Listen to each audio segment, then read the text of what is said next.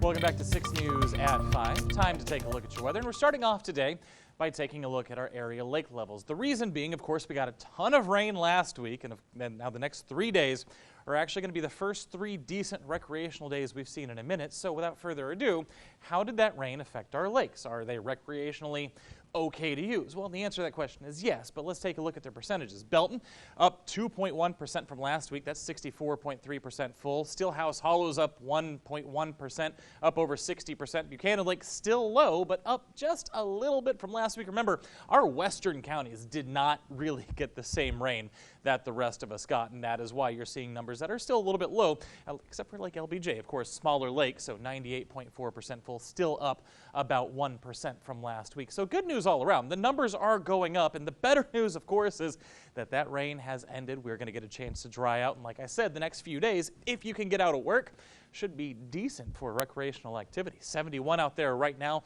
dew point at 39, so a much drier air mass in place, which of course is what saved us from that fog this morning. Even though it was a little bit cooler, we didn't have to deal with that because we're under the influence of a slightly drier air mass.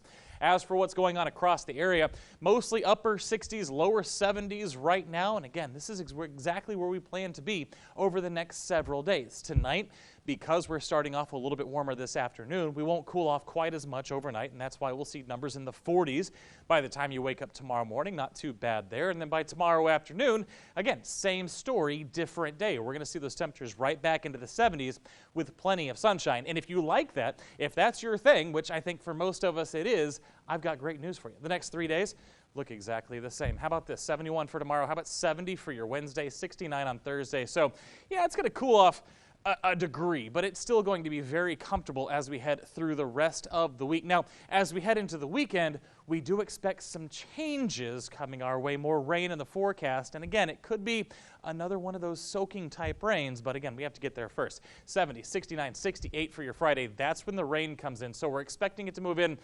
primarily late, after about 6 or 7 o'clock in the evening, Friday evening, and it should last through the afternoon on Saturday. Again, look at those percentages, 60 and 80. So we're expecting decent coverages there.